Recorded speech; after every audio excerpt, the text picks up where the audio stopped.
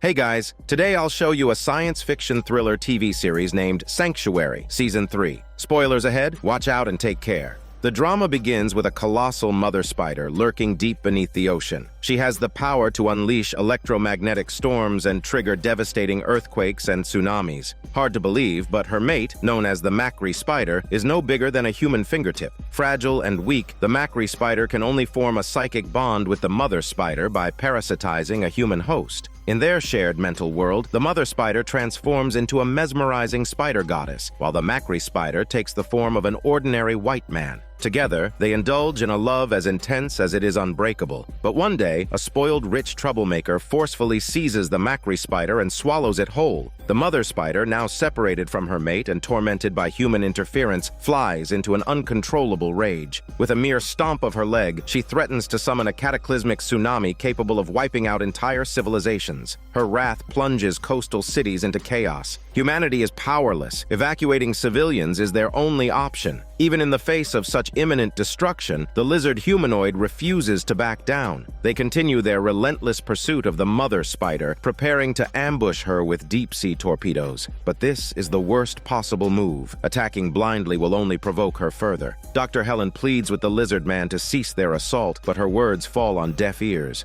Realizing diplomacy is her only option, Helen boards a helicopter and positions herself between the warships and the enraged mother spider. She approaches slowly, hoping to communicate woman to woman, but the mother spider has no interest in conversation. With a flicker of power, she releases a concentrated electromagnetic pulse, instantly crippling the warship's control systems. The blast also knocks Helen's aircraft off balance, sending it spiraling out of control. The horrified onlookers can only watch helplessly as she plunges into the ocean. Helen's sacrifice does little to sway the Lizardman. To them, she was a fool who overestimated her abilities. Cold calculations reveal the scale of the impending disaster. Within 3 hours, the tsunami will ravage the coasts of India, Pakistan, and the Arabian Peninsula. Henry, an abnormal member of Helen's team, grieves her loss and lashes out at the lizard's arrogance. If not for their reckless provocation, none of this would be happening. Yet at this point, the only remaining solution seems to be killing the mother spider, something Henry refuses to accept. Disaster strikes faster than anticipated. A monstrous wave crashes down, swallowing an entire city. No one is spared. In the rising floodwaters, Kate clings to a group of survivors, trembling as she frantically radios her team at the distant safe zone. Alarms blare in the background, and with each passing second, the once thriving metropolis is reduced to a watery hellscape. Meanwhile, aboard the troublemaker's warship, the young heir remains oblivious to the catastrophe unfolding around him. Moments ago, he had greedily stolen the Macri spider, unwittingly setting this calamity in motion. But the venomous creature has taken its toll. The troublemaker is now feverish, his mind clouded. Without the Macri spider, there is no way to re-establish the psychic link with the mother spider. Staring at the havoc he has caused, the troublemaker is filled with regret. Just then, his men retrieve something unusual from the sea. At first, they mistake it for a mermaid, but upon closer inspection, it's Helen, miraculously alive. Still arrogant, the troublemaker offers her a warm cup of tea, hoping to smooth things over. But Helen has no interest in reconciliation. Seizing the moment, she snatches a soldier's sidearm, turning the tables on the troublemaker. One apology isn't enough to undo the untold suffering he's unleashed. Helen forces the troublemaker to use the Macri spider inside him to re-establish the psychic bond and convince the mother spider to call off the disaster. But to her horror, the troublemaker reveals the truth. He's not refusing to act. He simply can't, because the Macri spider, fragile and ill-suited to foreign environments, had already died an hour ago. Now, all hope seems lost. With no mate to pacify her, the mother spider has no reason to stop. The tsunami rages on, and humanity's only chance for survival rests on a miracle. But there is one last hope. Before its death, the Macri spider had previously bonded with Dr. Will, a man seemingly chosen by fate. Ever since the catastrophe began, Will has tried desperately to reconnect with the mother spider, but all his efforts have failed. Helen pores over ancient texts, searching for an answer, and she finds one. The only way to establish a psychic link with the mother spider is death. In other words, Will must enter a near-death state to reach the spider. The process is incredibly dangerous. If his body isn't resuscitated in time, he may never wake up again. But with billions of lives hanging in the balance, hesitation is not an option.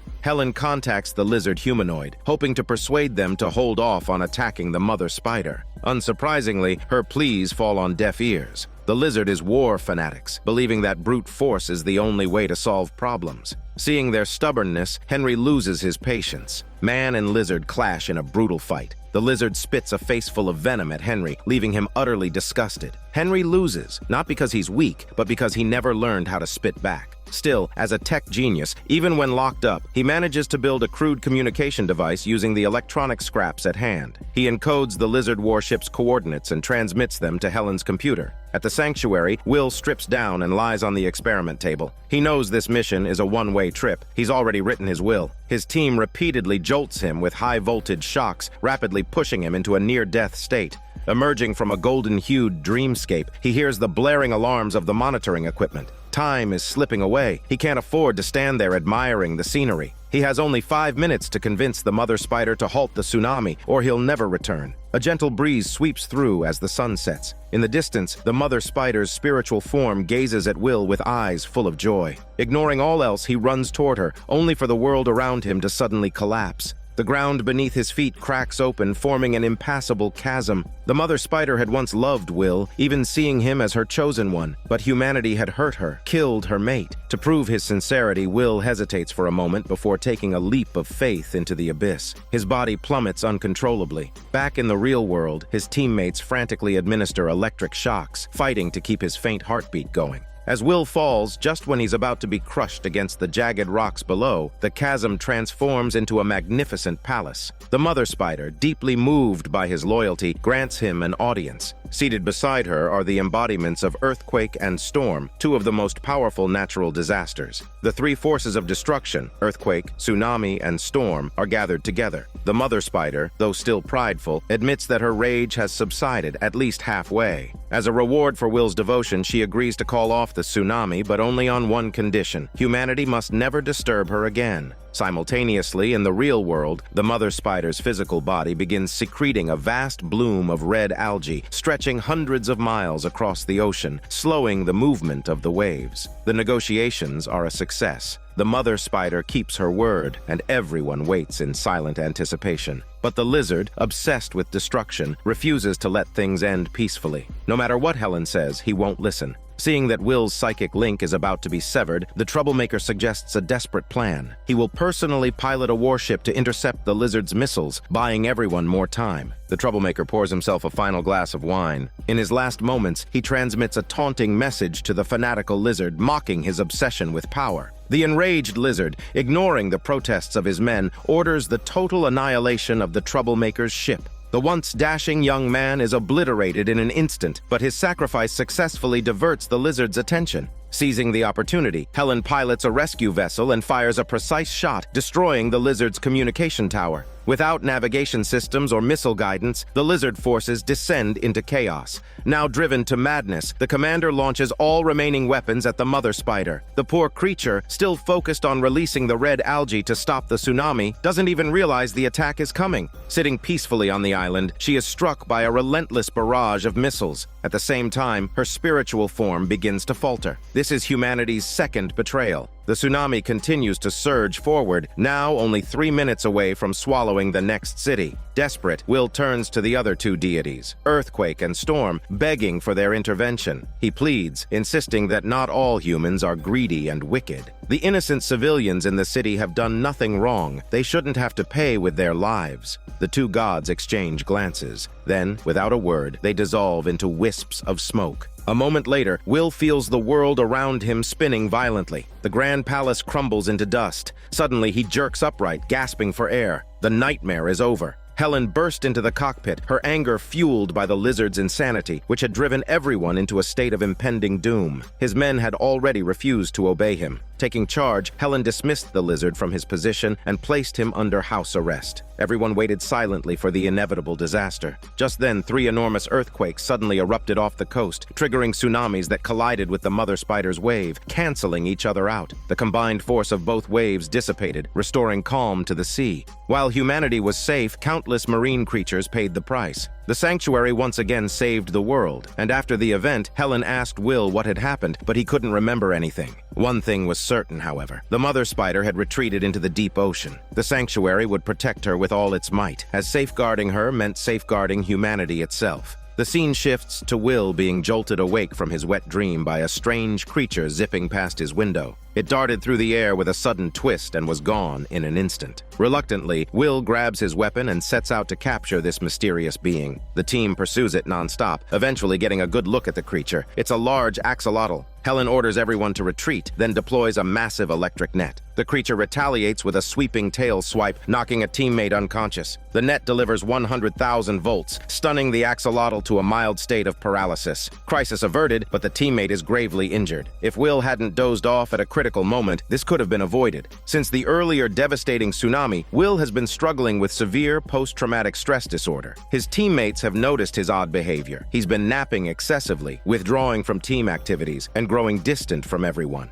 To prevent further incidents, Dr. Helen gives Will an extended break, which leaves him feeling deeply defeated. Previously, Will attempted to enter the Mother Spider's spiritual world through death and rebirth. He had a long and harrowing nightmare where he spoke to the spider and stopped the tsunami. However, upon awakening, he remembered nothing and was unable to attempt it again. Ever since his experience with the underworld, it seems Will brought something back with him. The sanctuary begins experiencing strange phenomena, like how the keen-nosed furry mutant and Henry both detect odd scents, and how the empty hallways are often filled with mysterious footsteps. Will, however, remains oblivious to it all. Taking sleeping pills, he attempts to get a good night's rest, but as soon as his eyes close, the nightmares return. He finds himself in the Mother Spider's palace once again. Suddenly, two terrifying alien creatures charge at him, their claws outstretched. Will jolts awake in a panic, only to realize that the monsters from his dream are now standing right by his bed. He's so startled that his abs almost pop out from the shock, but there's no sign of any break-in. After all, given his brush with death, bringing back something dark is to be expected. However, Helen dismisses Will's experience as exhaustion-induced hallucinations, believing that Will simply needs some rest. She arranges for the furry mutant to inject him with a large dose of sedatives.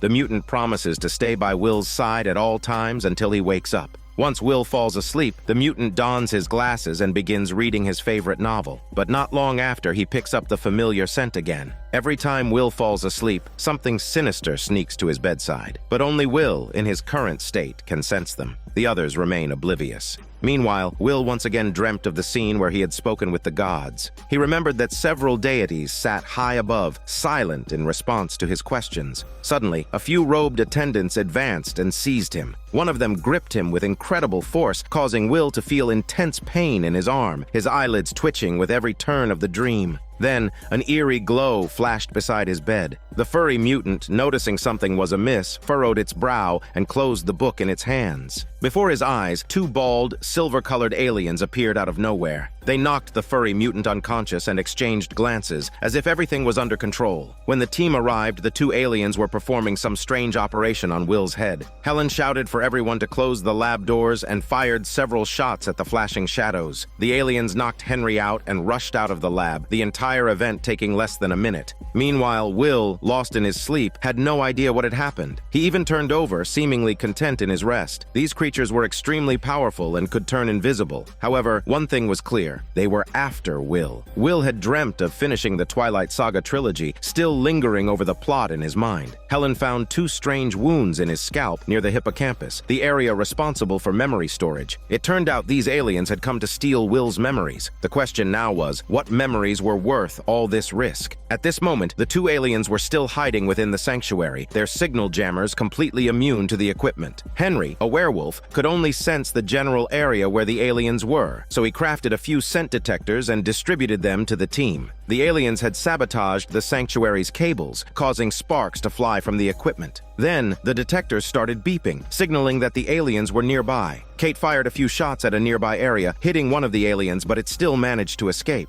The aliens were particularly drawn to Will, and with him being alone, he became the perfect bait. The furry mutant made a quick, decisive move, knocking one of the aliens out, and the two aliens, now disoriented, were easily subdued. The aliens resembled chameleons. Their silver skin couldn't reflect external light. They looked human, but not like regular humans. Now the question was, where did these shapeshifters come from, and what did they want from Will's memories? Henry muttered under his breath, speculating that these creatures might be aliens with technology far more advanced than anything humanity had. They carried devices decades ahead of human science. Henry spent a while studying one of the strange gadgets but couldn't figure out how to turn it on. In frustration, he slammed the device onto the table and unexpectedly it activated with ease. The scene shifts to the lab. Just as the team left, the two aliens opened their eyes. Realizing they had been captured, they exchanged glances and gave each other a look of resignation, as if ready to face death. They began to breathe deeply, their silver skin turning red. White smoke began to rise, triggering the fire alarm. Once the flames were put out, the two chameleons turned to ashes before everyone's eyes. With no other choice, the team attempted to use the device on Will's hippocampus to trigger his deepest memories. Will writhed in pain, memories of his death tormenting him. He recalled arriving at the goddess's palace, with earthquake and storm sitting beside her. He repeatedly begged the deities to stop the tsunami and save humanity. Touched by his persistence, the gods agreed to prevent the disaster. Then, an attendant beside the goddess suddenly removed his mask. To Will's shock, it was Helen's father, over 100 years old and the founder of the sanctuary. The elderly man pressed Will's wrist and imprinted two numbers into his skin, 26 and 34. He urged Will to remember these numbers. Suddenly, Will woke up. It dawned on him that the chameleons had been after these memories, but he had no clue why Helen's father had been in the goddess's palace and what these symbols and numbers meant. Helen had a sudden realization. Every year on her birthday, her father would give her a gift. The numbers 26 and 34 represented the gifts he had given her at ages 26 and 34, a uniquely shaped magnifying glass and an ancient book. Flipping through the book, Helen found the same symbol from Will's dream. Underneath it was an ancient map depicting the ruins of a long-lost city that had been destroyed long ago. Helen placed the magnifying glass over the image and a miracle happened. The magnifying glass revealed the glorious appearance of the ancient city. The airships and trains appeared lifelike, almost too unbelievable to be true. This so-called lost city's technology far exceeded that of modern humans. So where exactly was this city? Helen was thrilled since it was the clue her long-missing father had left for her. No matter where this city was, it had to be connected to the chameleon-like creatures that had suddenly appeared. They had to find this ancient city and solve the puzzle her father left behind. The scene shifts to Helen arriving at the bank to retrieve something extremely valuable, so valuable that it could only be kept in a highly secure vault.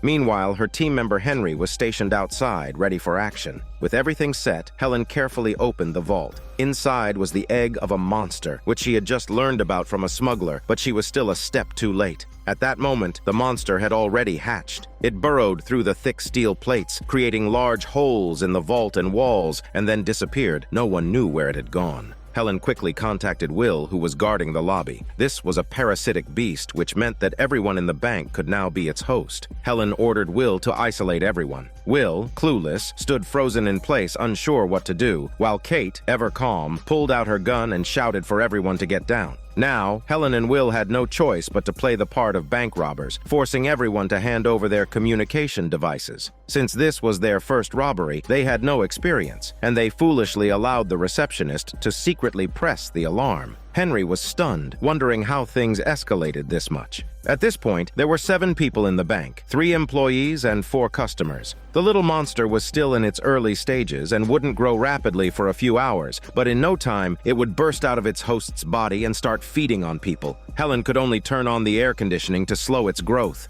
Kate began frisking the 7 people one by one. A talkative customer kept trying to strike up a conversation with her, but Kate wasn't buying his smelly bullshit. Henry mentioned that the little monster secretes a special sedative to calm its host, making the infected person sluggish and progressively less sensitive to light. Just then, one of the female employees raised her hand, feeling unwell and running a fever, suggesting that she might be the host. Meanwhile, police sirens blared outside, faster than Helen and her team had anticipated. Following protocol, the police would send in a negotiator to speak with the robbers. Kate played the role of a negotiator herself. She demanded a helicopter and tickets to her favorite Idols concert next month. The police were dumbfounded by her bizarre requests. As the female employee's fever worsened, it became clear if she was the host, that meant the monster was ready to burst out at any moment. They needed to perform an emergency cesarean on her sexy body immediately. Since the alien's presence dulls the host's sensitivity to light, they decided to use a retinal scanner to confirm if she was the true host. They converted an old counterfeit detector into a makeshift scanner. Henry received the scan, but to their disappointment, the woman wasn't the host. She was just pregnant. That eliminated one possible host, leaving 6 others. Helen quickly hatched a new plan. She ordered Henry to prepare a toxin that could suppress the monster's growth, but preparing the toxin toxin would take time, and even once it was ready, getting it past the heavily guarded police was another huge obstacle.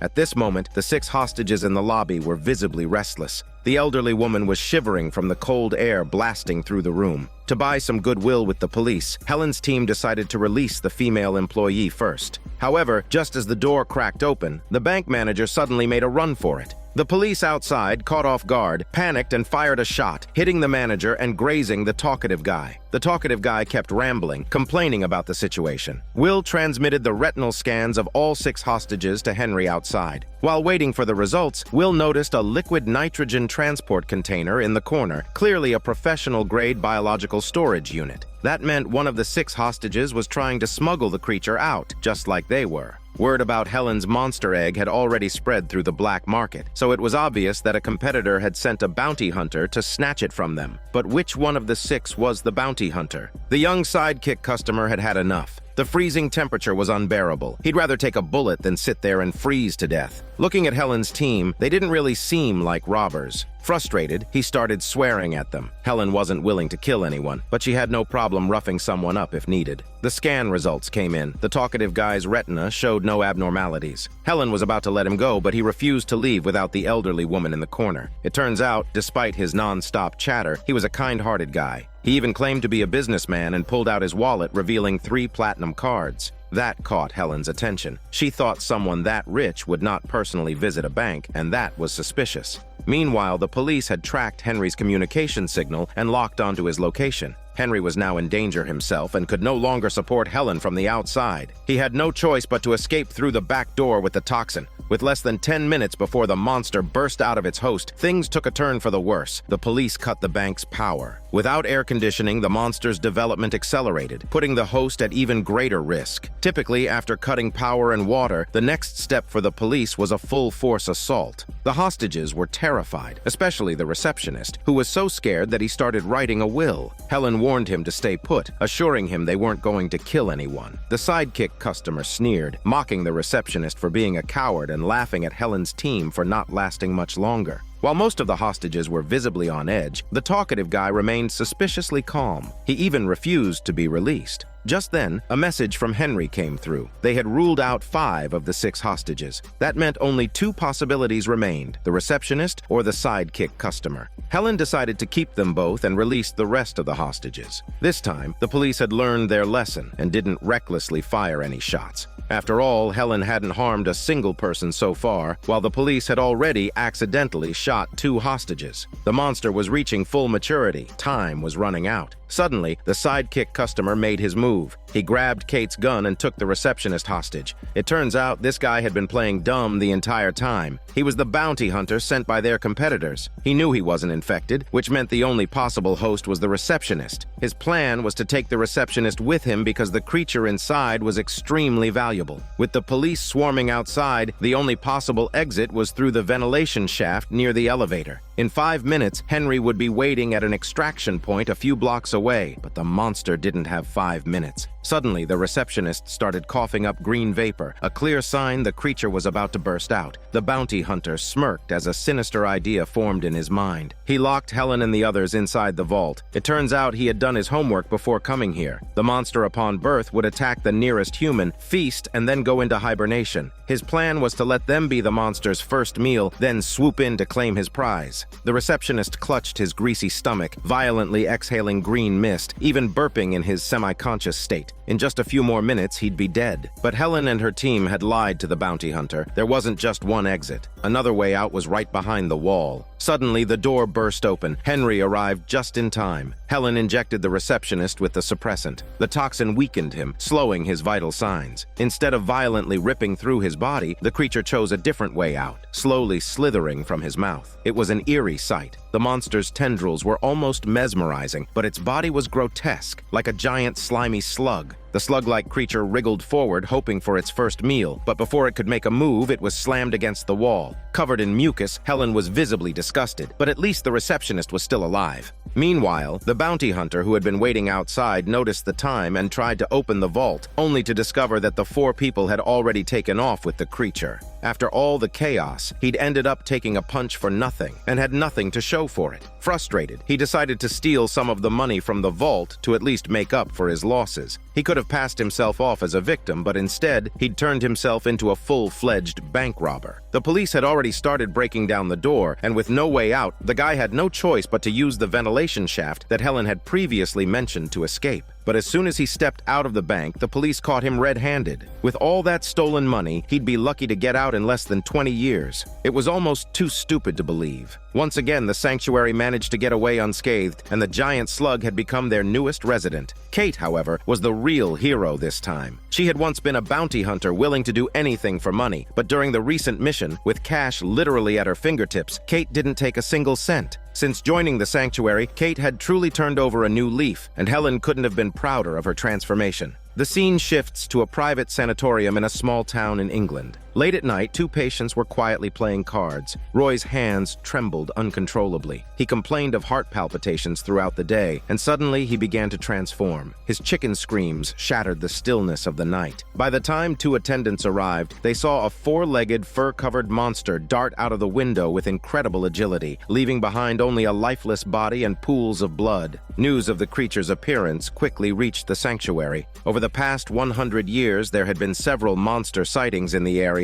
and Henry suspected that it was a werewolf. As a werewolf himself, Henry had been raised by Helen at the sanctuary. Over the years, he hadn't encountered another like him, which made him feel incredibly isolated. Will suggested that they visit the town together, hoping they might be able to help Henry find a long-lost family member. Excited to be in a place where he might find others like him, Henry let out a howl in the distance. While walking, they discovered a torn-up goat on the lawn, and the blood trail led them right to the mental hospital. This hospital was surrounded by mystery, so the 2 of them decided to infiltrate, one posing as a patient and the other as a doctor seeking a job. The hospital was run by a director and her niece, Erica. Will, pretending to be a psychologist, convincingly claimed that Henry had delusions of running naked through the sunset, enjoying it immensely. The director, accustomed to such cases, asked Erica to give Henry a test. Despite being an old mental hospital, it boasted some of the most advanced electronic equipment. After strapping Henry into the equipment, Erica casually asked him a few simple questions, like his favorite ice cream flavor or the season he preferred. The questions soon took a strange turn. Erica asked him if he felt aroused by the smell of blood. Henry paused for a moment before calmly denying it, but the equipment showed otherwise. His pupils dilated and his nervous system responded more excitedly, suggesting that the smell of blood excited him. After all, he was a werewolf, and bloodlust was his instinct. Erica smiled as she handed Henry's test results to the director. The director, unfazed, agreed to accept Henry into the hospital. However, Henry couldn't shake the feeling that something was off about this place, so he decided to stay for a few days and investigate further. After all, he was a werewolf. Surely he had nothing to fear from these ordinary people. Little did he know, the director and Erica were keeping a close watch on them. The director had already figured out Henry's secret. Life at the mental hospital was monotonous. The patients ate on schedule, took their meds, and passed the time with electronic devices. One patient mentioned how safe the place was, but that one must follow the rules, otherwise terrible things could happen. He went on to say that just a few days ago, a patient had gone berserk after missing his medication and killed his best friend. The patient he referred to was Roy, who had turned into a monster and disappeared.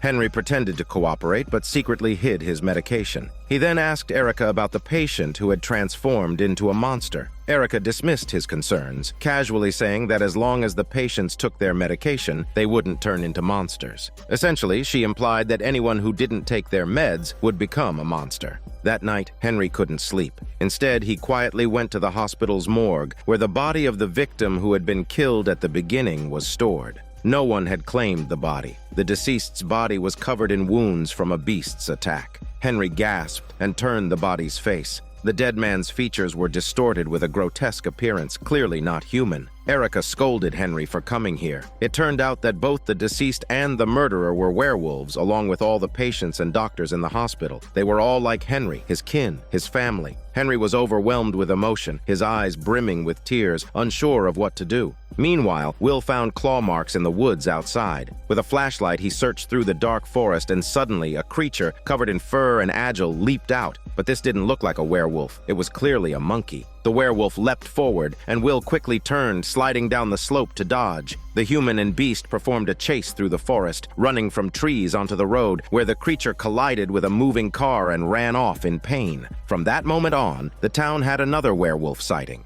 The director said that for centuries, werewolves had been hunted nearly to extinction, so she established this institution to protect the surviving species. It was their shelter, their home. When she heard that Henry had already found his own refuge, the director and Erica were somewhat disappointed. However, Henry was still happy because he was no longer alone. Everyone here had their own interests. Some liked tinkering with electronics, others studied physics, and some were into chemistry. Though werewolves were rare, they had a higher intelligence than humans. Henry felt they were too smart to be locked away in a mental hospital. Despite being confined, the constant treatment and brainwashing had made them believe that being a werewolf was a disease. If they stopped taking their medicine, they would be overcome by their bloodlust and start killing and eating people. They didn't want to hurt anyone, but had to sacrifice their freedom and hide here for the rest of their lives. Many people here had grown up in the mental institution and had never even attempted to transform. As a werewolf, Henry thrived in the human world, and he tried to persuade everyone that being a werewolf wasn't an illness. They could learn to control their transformations and suppress their bloodlust. This idea seemed like a fantasy to those who had been there for years. To prove his point, Henry was forced to show his true form in front of Erica. Erica was stunned. It turned out that werewolves could control their transformations at will, though it was a little awkward being naked after each transformation.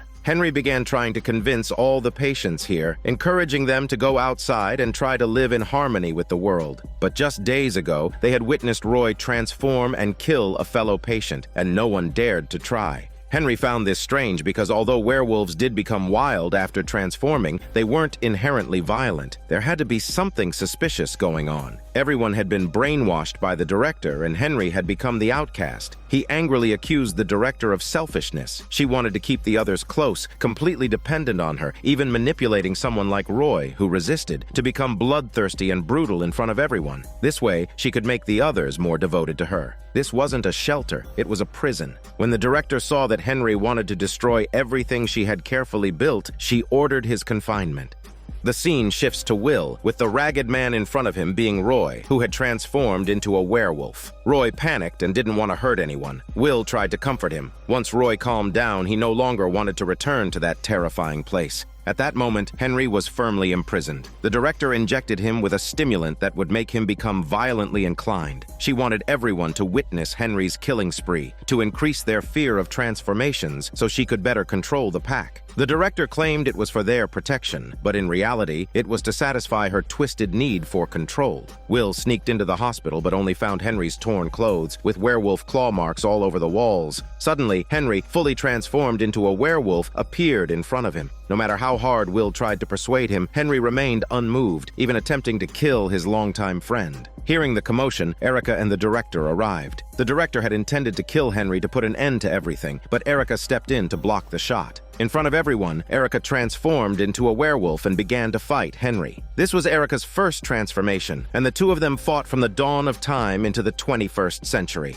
Eventually, Henry calmed down, and seeing the two of them switching forms freely, the director finally realized that transformation could truly be controlled. No one wanted to suppress their true selves. Upon learning the truth, the werewolves began packing up, eagerly awaiting the freedom they had longed for. They would soon integrate into human society and pursue their dreams. Being a werewolf was not an illness. Rather, the director, obsessed with control, was the one who truly needed to be treated. After the honest exchange, Henry and Erica found their true love in each other, which marked a promising new beginning for everyone. Previously, Helen found a map hidden in the ancient book left behind by her father. The map revealed a highly realistic holographic projection under a crystal, showing a city, airships, and trains, all vividly lifelike. This was a lost ancient city built by aliens, with technology far surpassing modern humanity's. But where was this vast city? Helen and Tesla spent 6 days studying the map, but they still hadn't unlocked the secret within the projection. Tesla even began to doubt that the city might not exist at all. They turned the symbol on the clock tower, which revealed 6 totems, each inscribed with ancient Sumerian script. Tesla pieced the totems together to form a virtual control panel. Being a genius, he casually tinkered with it and easily solved the puzzle. The holographic projection suddenly disappeared, causing a complete power outage in the facility. Late that night, Tesla sneaked into Helen's bedroom. He had secretly admired her for over 100 years. While discussing the holographic projection, his hands couldn't stay still and began to touch Helen. Helen immediately told him to get out with his smelly butt.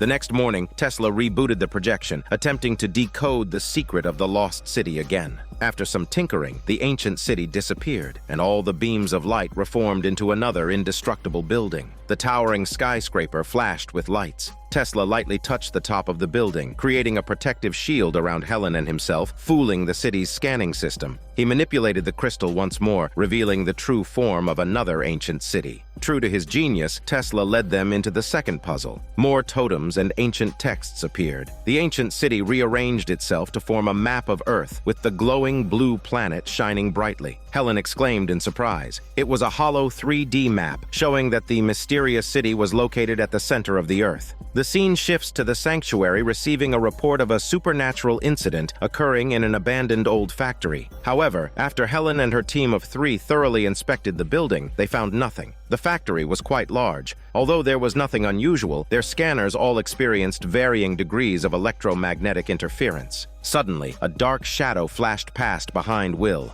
They complained, saying it must be another prank report from some bored person. Grumbling as they went, the 3 of them headed outside. Helen was stunned to find that she had been locked inside the house by her teammates. By the time she realized what happened, the door was stuck and wouldn't open. Will and Kate, too busy with their romance, had completely forgotten about Helen. With no phone signal, Helen had no choice but to shoot at the door. To her surprise, the bullet seemed to encounter strong resistance, becoming stuck on the glass door. Feeling something was off, Helen tried to break the window with a large stone, but the stone shattered instead. It seemed like some kind of barrier had been set up around the house, preventing anything from escaping. Suddenly, she heard eerie sounds. A shadow appeared, flickering around her, and before long, it appeared right in front of her, delivering a punch. The figure moved swiftly, switching places. Despite her agility, Helen still couldn't keep up with him. Suddenly, the figure spoke. He recognized Helen and admitted to blocking her phone signal to trap her here. He demanded the new holographic map of the lost ancient city, which had been decoded earlier by Helen and Tesla.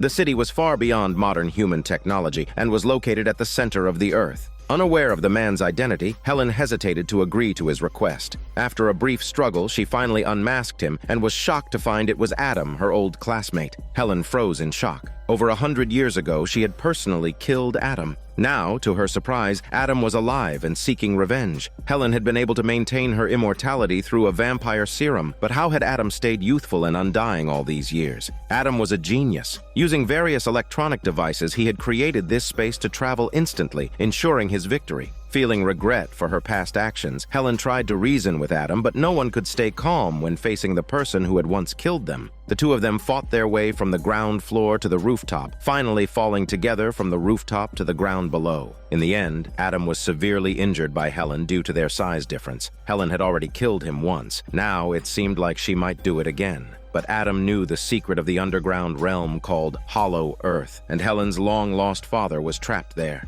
As Adam activated the self-destruct sequence, the barrier surrounding the house began to break, and Helen had no choice but to find a way to escape with Adam. It turned out that her 2 teammates hadn't left and were stuck outside the barrier. While Helen and Adam fought for hours inside, only a few seconds had passed outside. They quickly brought Adam to the sanctuary for medical attention. Helen mentioned that the house was full of radioactive electronic devices, and both she and Adam had been exposed to the radiation for so long that they were now gravely ill. Over 100 years ago, Helen, along with Nikola Tesla, Sherlock Holmes, Jack the Ripper, and the Invisible Man, had all been university classmates. They formed a 5-person team and conducted scientific research every day, inseparable. Adam had heard that the 5 had discovered a vampire serum that granted immortality, and several times he expressed a desire to join their group. However, the 5 of them were very arrogant and refused to acknowledge Adam. Adam was talented, also an exceptional scientist. After being repeatedly isolated, Adam became somewhat hysterical. That's when the rift between Adam and the group began. Now, over 100 years later, Adam, severely injured and suffering from radiation sickness, was rapidly deteriorating. When asked how he survived all these years and how he knew about Hollow Earth, Adam casually explained that Helen's ex-husband, John, knew the truth. John had also been part of their 5-person team. After injecting the vampire serum, he gained immortality and the ability to teleport. However, each time he moved, his violent tendencies grew stronger, and over time he became more violent, starting to kill prostitutes, ultimately becoming the notorious Jack the Ripper. Helen found the ailing John in Cambodia. For years, John had been hiding, battling his violent urges. Now, the violent tendencies were gone, but he was near death from poisoning. Helen had to take him back to the sanctuary for slow treatment. However, the immediate concern wasn't John's health, but Helen's.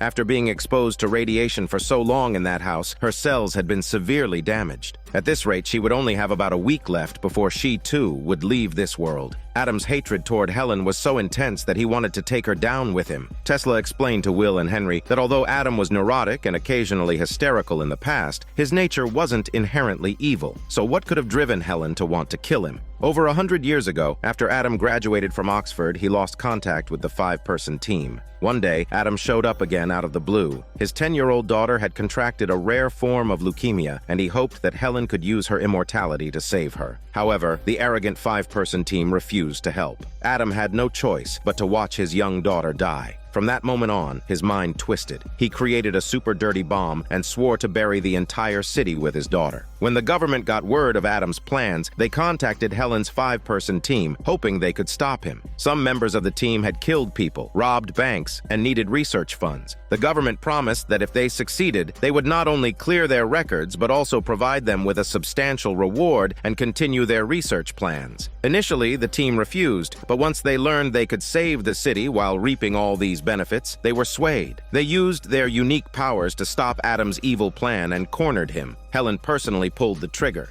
Adam felt regret. He could have joined the 5-person team, and together they could have become top-tier scientists. But they excluded him, isolated him, and refused to save his daughter. In the end, they drove him to the brink of destruction for their own selfish gains. Adam no longer had any attachment to the world. Instead of surrendering, he turned and jumped into the abyss. That one jump haunted Helen with guilt for over 100 years. Now that Helen's life was coming to an end, she felt like it was a reckoning for her past sins. But before she died, she still wanted to uncover how Adam had survived. John said he had caught Adam when Adam fell off the cliff. Knowing the government would target the 5-person team next, John was set to be killed. Adam told him about his safe and password, then asked John to let him die with dignity. John found Adam when he was severely injured and on the brink of death. He simply let Adam die with dignity. Following Adam's will, John took all the money from the safe and used it to flee. For the next 100 years, he managed to evade capture. Adam's death had shaped the future of the 5-person team. Each one of them benefited from consuming human blood, and it was no surprise that Adam hated them so much. Now, with Helen suffering from radiation poisoning and only 7 days left to live, she just wanted to know how Adam survived all these years. It turned out that after Adam fell into the cliff, his body was carried down by the river and into a valley where a small group of Hollow Earth residents lived. They brought Adam back from the brink of death, allowing him to rest and recuperate in their city. They even granted him immortality. This miraculous city could heal any disease and bring the dead back to life. If Helen wanted to live, she would have to go to Hollow Earth and seek the cure. Due to her deteriorating health, Tesla had no choice but to hand over the leadership to Will according to the sanctuary's rules. Despite Helen's objections, Will decided to show Adam the holographic map. The lifelike miniature city left everyone in awe. Adam opened a skyscraper and they seemed to be inside it. Adam casually adjusted the control panel and a wedge-shaped totem appeared. This totem was the key to unlocking the full map. By decrypting the data, they traced the totem to northern Mongolia. With the help of John's powers, they didn't need transportation. One teleport, and they were at their destination. The place was desolate, with no one in sight. They hadn't walked far when the ground suddenly gave way beneath them, and they fell into a deep pit. It seemed like they had stumbled upon the right place without even trying. But to their surprise, someone had already gotten there first and stolen the totem. After investigating, they learned that 30 years ago, a similar artifact was housed in the British Museum. Museum staff claimed it had been stolen from a tomb, and it was inscribed with Sumerian script worth a fortune.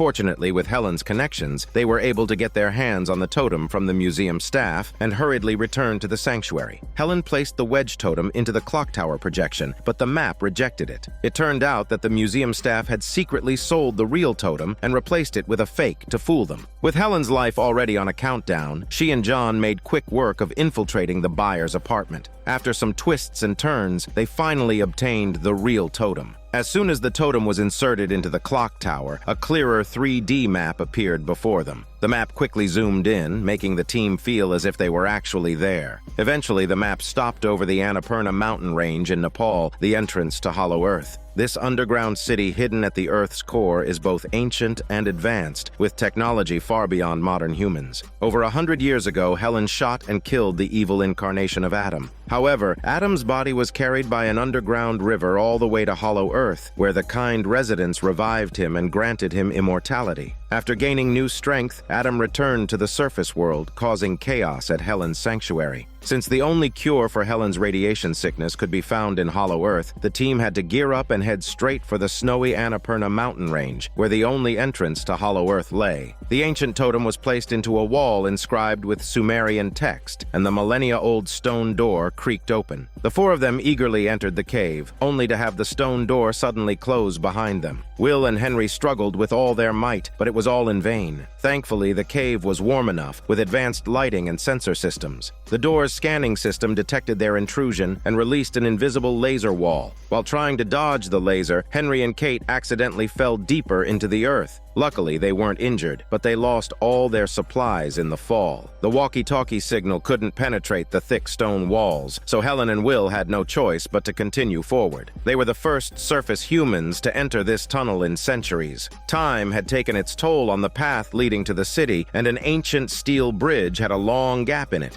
However, this was no challenge for the agile couple. They easily jumped over the gap, overcoming the first obstacle. They continued down the tunnel for several kilometers. The invasion alarm startled the border guards. It turned out that the residents of Hollow Earth were humans, much like themselves. The guards didn't notice anything unusual and simply returned to their airship. Helen was thrilled, as she had seen this very airship in the city's projection. This meant they were getting closer to the city. They were in a desolate valley, lacking the nourishing sunlight, where the ground was barren with not a blade of grass in sight. Helen noticed a large pile of animal droppings in a corner. How large must the animal be to produce such a massive pile? Before she could finish speaking, the creature that left the droppings appeared. It was a giant serpent, the last line of defense at the border. Its saliva was as intensely hot as a girl, and even the slightest mistake could turn one to dust. Helen explained that the serpent used to live on the surface, and although it had 4 eyes, it could only identify its target by its face. This meant that as long as they kept their faces hidden from the serpent, it wouldn't be able to lock on to them. So Helen turned her face away while using her phone to check the serpent's position. However, the serpent wasn't foolish. It may have poor vision, but its sense of smell and hearing was far sharper than they imagined. The two of them were driven into a corner by the serpent, and just when it seemed they would become its next meal, 3 humanoid holograms appeared out of nowhere, distracting the serpent. It turned out that the residents of Hollow Earth had come to their rescue. It was a humble father and son who spoke the same language as surface humans. They led them to their farm, a place without sunlight or sky, where they could only grow fungi that were easy to cultivate. The man introduced them to his wife and another child, and the family was very curious about these surface-dwelling humans. The wife prepared a modest but tasty meal for them, not as sumptuous as surface food, but enough to fill their stomachs.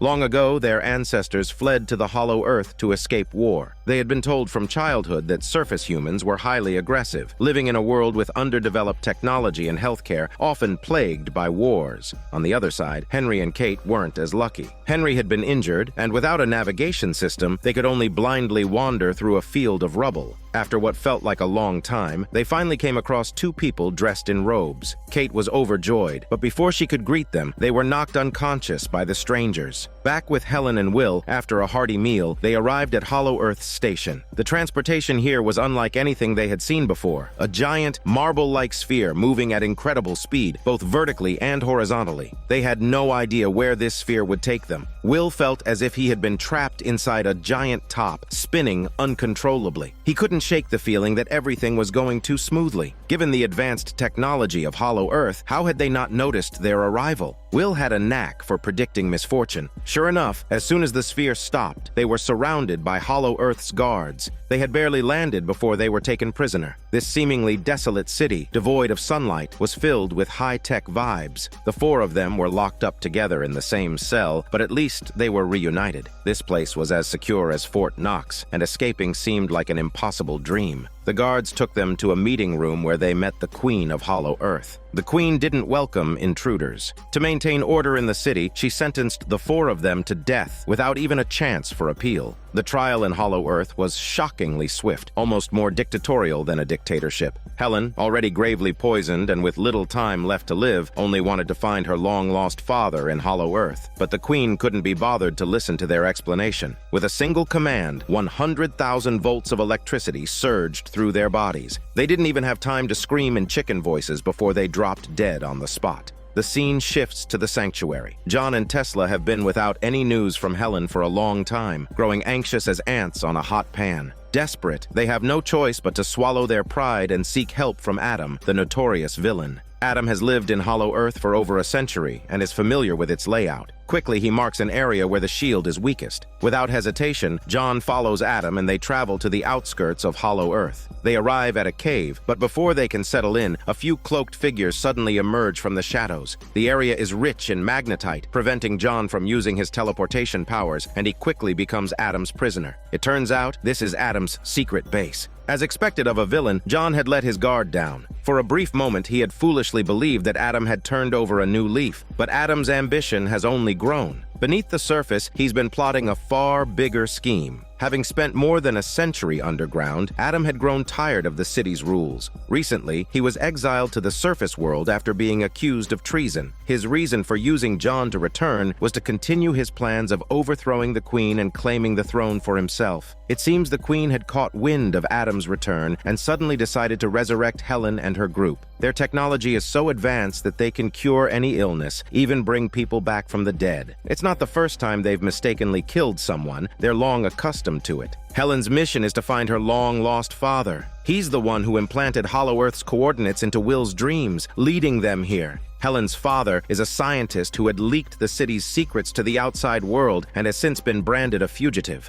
The Queen is actively searching for him. Over a century ago, the Queen had revived the dead Adam, but Adam betrayed her, plotting to overthrow her rule and throwing the entire city into chaos. Since then, the Queen has despised humans from the surface. Hollow Earth runs on geothermal energy, but recently there have been issues with the power source, causing frequent earthquakes. Helen offers to help resolve the energy issues in exchange for the Queen's help in finding her father. Both sides agree, forming an unlikely alliance between humans from two different worlds. The Queen explains that every few hundred years, the underground lava rises to dangerous levels. In these molten depths lives a powerful alien creature. For over 1,000 years, the creature has used its body as a dam to protect the city. It is their guardian. However, recently it has become ill and can no longer protect them. If things continue, the entire city will be destroyed. After analyzing its 3D scan, Helen suspects it may be suffering from kidney failure, which could be treated with special insulin. The train to the underground tunnels shakes more intensely as they approach the Earth's core. Suddenly, a parasitic predator attacks, but Helen kills it with a single shot. In the tunnels, Helen reunites with her long-lost father, who had already discovered the city's impending crisis. However, the Queen, in her authoritarian manner, dismissed his warnings. Left with no other option, Helen's father had implanted the city's coordinates into Will's dreams to guide Helen and the others here. As the earthquakes grow more frequent, Helen believes the creature's condition is just kidney failure, but her father dismisses her theory because he had already injected the creature with the special insulin, but it had no effect. The creature's fate is tied to the city itself. If it dies, the entire city may follow. Looking at the parasite she just killed, Helen suddenly realizes that the earthquake may have damaged the parasite's nest, causing the parasites to emerge. One of them may have parasitized the creature, and only a surgical procedure can remove the parasite. They find the creature lying in the scalding lava, groaning in pain. Helen carefully cuts open the infected area. It struggles in agony, nearly causing the Queen to lose her footing and fall into the molten depths. After a struggle, Helen removes the parasite and uses a laser to close the wound. The surgery is successful. They quickly flee from the scorching lava, but the intense earthquake has destroyed the path they came from. They have no choice but to carve their way through the rock to escape. While one side was busy saving the world, Adam quietly slipped into the armory, stealing a few highly lethal weapons. Taking advantage of the Queen's absence and the loosened security, Adam seized enough dark matter to destroy the world. But just as he was about to escape, Helen arrived in time and gravely injured Adam. Over 100 years ago, Helen killed Adam to save the world. Now, more than a century later, history did not repeat itself. Adam fled into the storage bay and swiftly evacuated the base. However, when he finally returned to his secret hideout, he found John waiting for him. Helen might have shown her mercy, but John certainly would not. And just like that, John vanished along with Adam, leaving behind only a single line of blood-stained writing inside the cabin. No one knew whether Adam was dead or alive. With the crisis averted, the Queen was deeply grateful for Helen's efforts in saving the city. However, Hollow Earth had remained isolated from the surface world for over 1,000 years, and its people had no desire to be disturbed by outsiders. Helen's father had long grown weary of the deceit and scheming of the surface world, choosing to stay behind. With no other choice, father and daughter embraced once more before parting ways to continue their respective journeys. Upon returning from her trip, Helen found the sanctuary in complete disarray, wreckage everywhere, and even the power breakers had been pulled. She was baffled. It looked like a fierce battle had just taken place. Her team members were nowhere to be found. Henry, covered in bruises, lay pinned under a couch. He seemed to have suffered a concussion, repeatedly groaning about his aching head before losing consciousness again. Looking at the chaotic scene around her, Helen felt a shiver run down her spine all the way to her smelly butt. But Henry had lost his memory. He had no recollection of what had transpired. His last memory was from 2 days ago when Helen was speaking with the representative from the United Nations security team who had scheduled an inspection of the sanctuary. After the call, Helen had assigned tasks to her 4 teammates before rushing off on her business trip. At the time, those 4 fools had confidently assured her that everything was under control. After Helen left, Henry had gone to the warehouse to log a newly captured alien into the database. The creature resembled a skunk with goat-like horns. Strangely enough, it was extremely friendly towards Henry, so much so that upon first meeting him, it kissed him on the cheek and insisted on hugging him, possibly wanting to have a baby with him. Henry had fled in a panic, gun in hand. Then, just as the little monster leaned in for a second kiss, Henry's tranquilizer gun met its mark, knocking both the creature and himself unconscious. What happened after that, he had no idea. Helen had previously said that the creature was a gentle, herbivorous species, which logically meant it shouldn't attack humans. She now suspected it might have been infected with some kind of aggression-inducing virus during transport. Helen searched the sanctuary and finally found the tiny monster, trembling in fear. Yet it seemed completely docile, nothing like what Henry had described. She had no explanation for why it had relentlessly pursued him. Meanwhile, Henry managed to repair the security cameras. Though the data hadn't fully recovered, he was able to access a short clip. The footage showed Will sprinting down the hallway, frantically trying to escape, pursued not by a monster, but by Henry himself. In the video, Henry was wielding a gun, firing wildly at Will. Moments later, Will collapsed to the ground, motionless. Henry was horrified. He and Will had been through thick and thin together. They were like brothers. Why would he have attacked him? This footage was from yesterday, the very day he had no memory of. But despite searching every corner of the sanctuary, they still couldn't find Will. This meant one of 2 things. Either Will had survived and was in hiding, or Henry had killed him and hidden the body. From the out-of-control creature to Henry's sudden madness, it was clear that some unknown force was at work. The hallway was free of blood, and that meant Henry hadn't actually hit Will, at least not fatally. Just then, Helen heard a noise coming from the warehouse. She rushed over and found Kate tied up and thrown into a pile of debris. Kate was furious, experiencing for the first time in her career such a humiliating situation. Kate's last memory was from 2 days ago, right after Helen had left. Kate went to Will's office to ask what he wanted to eat. Will jokingly said he wanted a candle because the tedious work had drained him of any will to live. Just then, the radio crackled with Henry's cries for help. When they arrived, the box containing the little monster was empty, and neither Henry nor his tranquilizer gun were anywhere to be found. With Henry missing, Kate sought help from the furry mutant who had seen on the surveillance footage that after Henry knocked out the monster, he seemed to become a different person. His face was full of rage, and he took his tranquilizer gun to shoot at Kate without warning. Kate wasn't one to back down, saying they had worked together for so long, and he dared to shoot at her. She then knocked Henry unconscious with a fire extinguisher. Afterward, she checked his pulse, but the next thing she knew, she woke up to find herself bound and gagged in the warehouse. Like Henry, Kate's memory of the events was mysteriously erased for an entire day. Now the team had found 2 of their missing members, but Henry and the furry mutant were still unaccounted for. Just then, the sounds of a fierce struggle echoed from the basement. Hammers and axes were flying. Will, who had been missing, was cursing loudly while delivering a beating to Henry. Helen struggled to separate the two. It turned out Will was still angry at Henry for shooting at him. Next, we hear Will's version of the events, which also starts 2 days ago. At the time, he was working when Kate came into the office to ask what he wanted to eat. Will jokingly asked for a candle, and then they both heard Henry's cries for help over the intercom. They split up to search, and Will ran into Henry in the hallway. Without a word, Henry grabbed his tranquilizer gun and shot at Will. What followed was the scene from the surveillance footage. Will ran while Henry chased, and neither of them was able to escape. Will only remembered waking up with a splitting headache. He couldn't believe his best friend had tried to kill him. Helen, being the peacemaker, said he was still alive. Henry has apologized.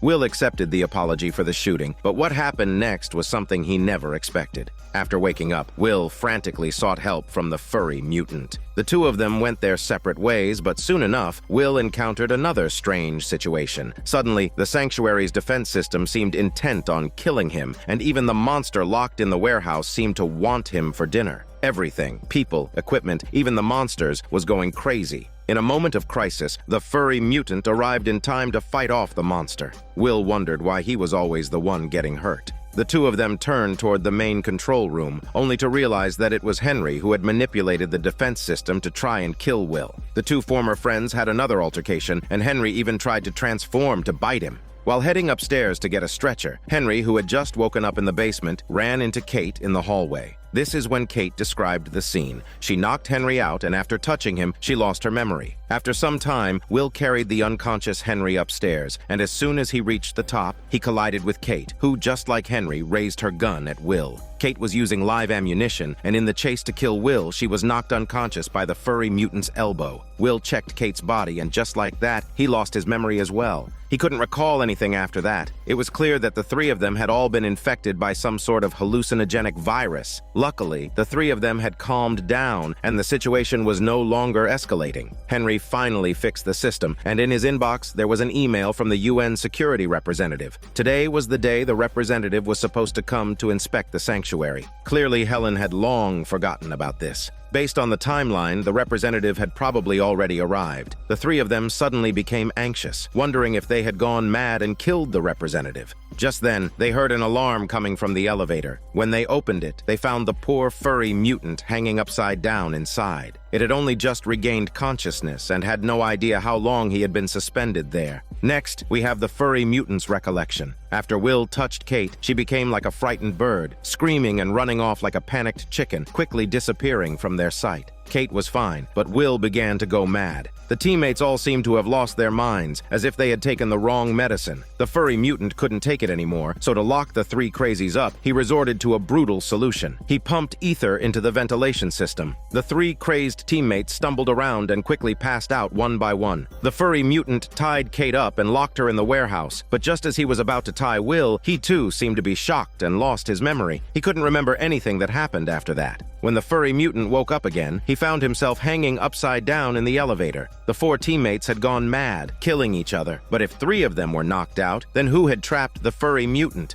A few pieces of repaired surveillance footage replayed the process of the 4 teammates going mad until a familiar figure appeared on screen, shooting the furry mutant with a tranquilizer. The figure was the representative from the UN security team. It turned out that the sanctuary's protective shield had already been deactivated, and the representative, unaware of the situation, had visited the sanctuary and became an unintentional member of the madhouse. She was the one who hung the furry mutant in the elevator. Helen carefully analyzed the surveillance footage. It turned out that after the furry mutant touched Will, a strange little creature quietly transferred from Will's body into the furry mutant. It was a disgusting parasite that released a powerful pheromone within its host, making the host become violently aggressive. The creature had been infected with the parasite back in its homeland, which then moved on to Henry and infected the other teammates. Now, the parasite had infected the representative, who was running amok in the equipment room. Helen injected her teammates with an inhibitor that temporarily blocked the effects of the pheromone. With tranquilizer guns in hand, they surrounded the representative. Now, she was nothing but a soulless killing machine. Finally, with everyone's help, the representative was knocked out and the wriggling parasite was locked away. Once the pheromone dissipated, the representative would forget everything that had happened. Helen didn't want anyone to know that her sanctuary had caused such a huge mess, so she lied, saying that the representative had come in without looking and bumped her head on the door frame, knocking herself out. But the representative wasn't that easily fooled. She remembered that when she first arrived at the sanctuary that afternoon, it was in chaos, and then the furry mutant attacked her. After that, everything went blank. That small fragment of memory was enough to prove that Helen's sanctuary was a complete disaster and that her teammates were all mentally unstable. The representative was deeply disappointed by the inspection and decided to go back and shut the sanctuary down. At that moment, Helen played the footage of the representative attacking people after being infected, believing the representative wouldn't want to lose her job. Seeing that Helen had the upper hand, the representative reluctantly agreed to cooperate. From now on, Helen had a new ally within the UN, which was a win-win for everyone. The scene shifts to the overslept Will waking up in a rush, throwing on some clothes and hurrying to the main hall. His colleagues were stunned by his appearance, though it wasn't just fatigue, it was more like horror. Helen led him to the isolation room, but Will had no idea why. It turns out there was a crack running across his face. Fortunately, most of his features were still intact. His hair was in place, and his handsome looks were still visible. He tried to remove the crack, but a sharp pain shot through his head. Apparently, the crack had fused with his skin. Thankfully, Will's skin condition wasn't contagious, and despite extensive testing, his blood and DNA couldn't explain what was happening. After all, he had always been fine until this morning. Even in isolation, Helen had arranged for him to continue his work. No complaints, since that's the life of an office drone. Days passed, and finally, Will was released from the isolation room. But his colleagues looked at him strangely, and some even avoided making eye contact with his once handsome face. Clearly, he had become even more terrifying. Since falling ill, Helen had stayed up day and night in the lab. She eventually discovered a strange spore in Will's blood. It was a hybrid creature, a mix of plant and animal. These spores were altering Will's DNA, trying to evolve him into an entirely new species. Right now, his condition was still in the early stages, and Helen had synthesized some inhibitors to slow down the process. As days went by, Will woke up one morning to find the crack had spread to his hands and feet. Looking in the mirror, he barely recognized himself. His once handsome face was now twisted, and his hands felt sticky. His fingers and toes had developed suction cups, allowing him to climb walls like a lizard. When Kate came to deliver his food, she was completely freaked out. Word spread that Will had developed climbing skills, and Henry found a use for him. The crystal chandelier above was an antique from 1938, but the bulb had blown recently, and Henry couldn't find a ladder high enough to reach it, so he asked Will for help. Will grabbed the bulb and slowly climbed the wall, becoming a real-life gecko. As Henry watched in awe, Will started to lose himself in vanity, until a beam of sunlight from the window snapped him back to reality. He felt dizzy and collapsed heavily to the floor. His condition was worsening. Not only were cracks covering his body, but he was now also showing signs of photophobia. Fortunately, the new scales growing on him were incredibly tough, cushioning some of the impact. But his hands were burned by the UV rays. Will was slowly turning into a nocturnal creature. With sunlight being unavoidable, his teammates had to cover up all the windows, doing everything they could to protect him. Helen said that the spores Will had contracted didn't come from any Earth creature. They were from a subterranean world. A week ago, Will had accompanied Helen to the underworld, where he had accidentally contracted the spores in a jungle. The spores were altering his DNA, trying to transform him into a lizard-like monster. This hybrid of carnivorous plants and Lizardman was rare even in the Hollow Earth. Now that they had identified the cause, they had made a small breakthrough. They tried to contact Hollow Earth for a cure, but the residents there didn't welcome surface-dwelling humans and ignored their plea for help. Will's transformation continued. His fingers were now fused together, and soon he wouldn't be able to handle even the most basic tasks. Kate said that Will's girlfriend was waiting outside the sanctuary, wanting to see him, but Will couldn't summon the courage to face her. He couldn't handle the sunlight, couldn't do his work, and couldn't go on field assignments with his colleagues. Deep down, he was overwhelmed with frustration. Fortunately, his loyal plush toy didn't abandon him. He guided Will into a room and poured him a glass of wine. The two of them drank together, talked about life, and spent a day that was strangely fulfilling and happy. Meanwhile, the team outside was discussing their latest capture of an alien creature. Will listened to their excited chatter, but no matter how much they talked, he couldn't get a word in. Time kept passing. One day, when Kate brought him his meal as usual, she found him hanging from the beams like some kind of monster. His teammates had long since grown accustomed to this bizarre sight. The meal was elaborate, but Will's fingers were completely stuck together, and he couldn't hold a fork. Kate had to feed him like caring for a giant child.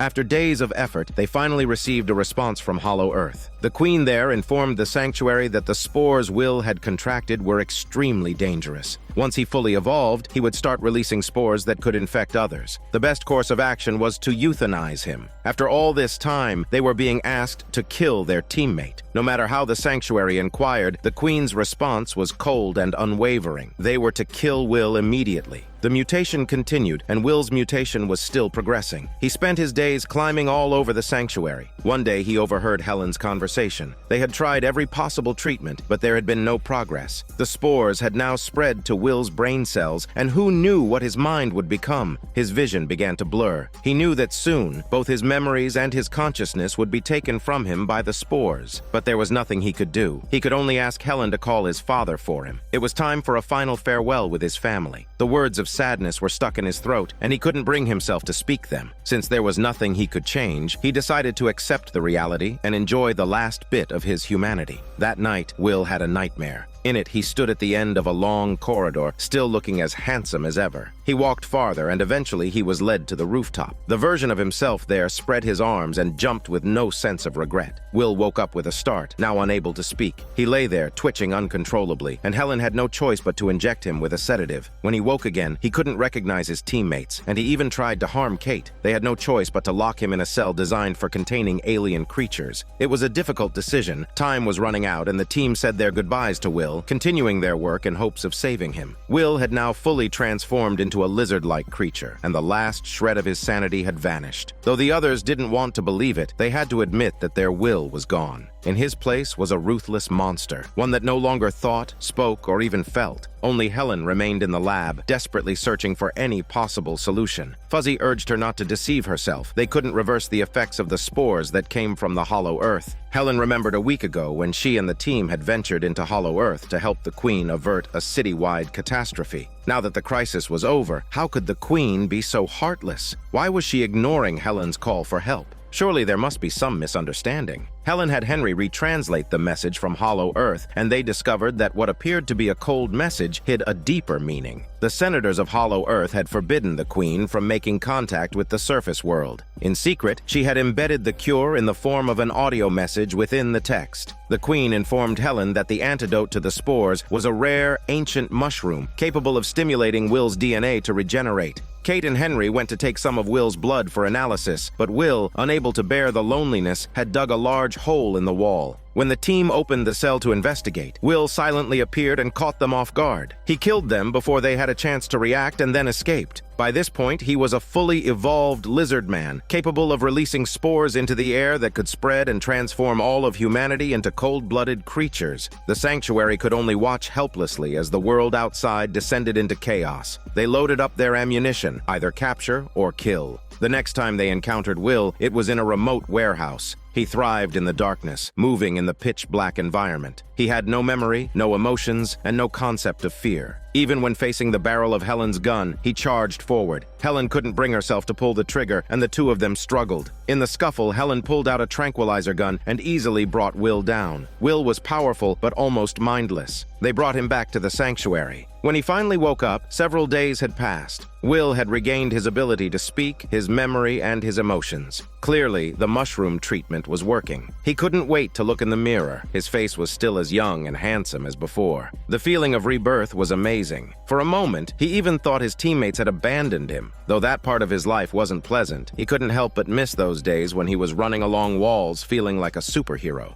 The scene shifts to Tesla and Helen arriving at the underground crypt, a place that had once been the secret palace of the vampire ancestors. Over 1,000 years ago, humanity rose up against these vampires, who possessed an advanced civilization, and wiped them out. They sealed off one stone door after another. Tesla was fascinated by the ancient vampire culture, and as they got closer to the vampire's base, Helen began to sense something wasn't right. The The legends said that vampire technology was far more advanced than humanity's, but the way things were going, everything had been too easy so far. Before she could finish her thought, a laser beam shot down from above, piercing Tesla's chest. The stone door behind them slowly closed. Heaven had given them a path, but they chose not to take it. Now hell's doors were closing behind them. It was surprising that even after 1,000 years of extinction, the vampires' defenses were still so effective. They were trapped, and there was no way out. They had walked straight into a deadly trap. Tesla's wounds were severe, and it didn't look like he had much longer. He was a chatterbox, and even at death's door, he couldn't stop talking smelly bullshit. As his voice grew weaker, Helen had no choice but to inject him with adrenaline. That gave him a bit of a boost, and now he talked with even more energy. Tesla asked Helen to read the inscription on the stone tablet, wanting to learn about the vampire's history before it was too late. The tablet's inscription told of a time thousands of years ago when vampires and the people of the Hollow Earth were bitter enemies. The two factions had been in an endless war until the underground people retreated underground after a crushing defeat, taking along their alien allies to form an underground city. From then on, the vampires stayed on the surface, while the underground people lived in their city, both factions living separate lives. The vampires enslaved humans on the surface, but one day, humanity rose up and destroyed the remaining vampires. The vampire queen and the elders could only save their strength, sealing themselves in this forgotten crypt, waiting for the day when they could rise again and crush humanity beneath their feet. So, it seemed that not all the vampires had turned to ash. Some of them had been buried here. As Helen ran her fingers over the stone tablet, she accidentally triggered a hidden mechanism. Suddenly, the stone wall behind them began to slowly descend, revealing a massive amethyst crystal. Inside, it appeared to encase a vampire. This was the first time in thousands of years that humans had stepped into this tomb. Tesla staggered up to the crystal, his eyes wide as he marveled at the vampire sealed inside. It looked like an insect trapped in amber. Vampire blood could resist all viruses and foreign damage. In theory, if Tesla were injected with the vampire's original blood, it could save his shitty life. But the crystal was nearly indestructible. No normal weapon could even scratch it. Helen's laser gun had been reduced to a sputtering mess, and it only managed to burn a few millimeters into the crystal. Tesla, now desperate, even began to speak his last words. Seeing her partner on the brink of death, Helen grabbed a rock and began smashing it into the spot where the laser had penetrated the crystal. She hit it again and again until the stone shattered in her hands and a small crack appeared in the crystal. Quickly, she took out a syringe and drew some of the vampire's original and diabetic blood. The tiny amount of blood she extracted was enough to bring Tesla back from the brink. In an instant, Tesla felt his body surge with strength. The feeling of being a vampire again was exhilarating. He hadn't felt this powerful in so long.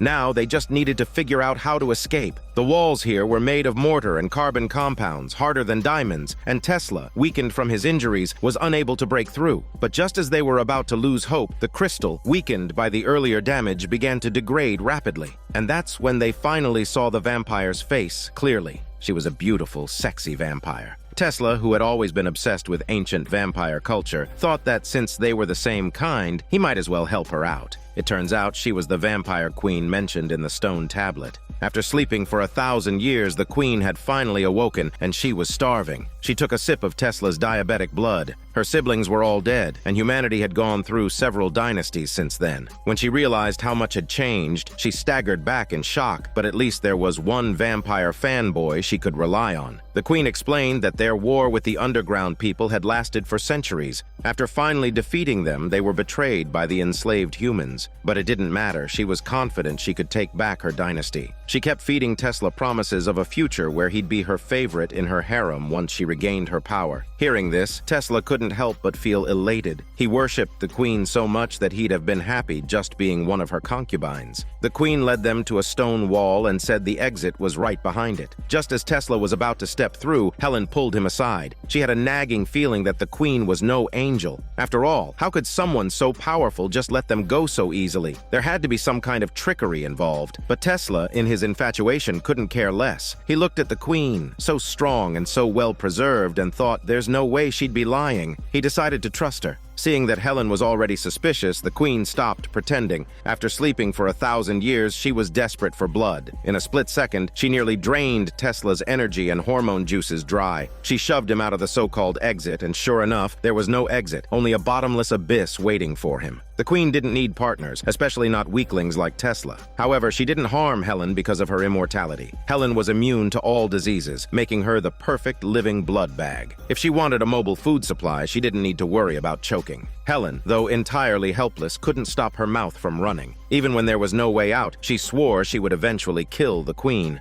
Meanwhile, Tesla, who had been thrown to the ground and broken into pieces, finally regained consciousness. His bones were cracking, but since he was an immortal vampire now, these minor injuries were nothing. He got back on his feet and tried to climb up to the exit above him, but he only lasted a few seconds before slipping down again. He was furious, cursing the vampire queen for half an hour. Elsewhere, the Queen was mocking humanity's weakness while leading Helen to another crypt. If anyone thought she could conquer the world all on her own, they were sorely mistaken. The Queen operated a mechanism, and the stone wall began to open, revealing thousands of crystal coffins. These sealed the Queen's elders, and once they were revived, humanity would be enslaved again. The Queen was still dreaming of her grand future. Helen wasn't having it. She slid across the floor and gave the Queen a good shove, landing a painful strike right in her heart. But the Queen had a satisfied expression on her face, taunting that she had caught her attention. Back in the other room, Tesla kept trying to climb, but the wall was too smooth. He couldn't make it up. He cursed himself for being so infatuated and trusting a 1,000-year-old woman, but then he remembered he had rock climbing gear in his bag. Not only was he a vampire, but he was also Magneto. With a thought, he easily retrieved his bag. Tesla managed to escape and shoved the Queen aside. His love for her was shattered. He was so angry that he pinned the Queen to the wall. Though she was weak, she was still strong enough to handle him with ease.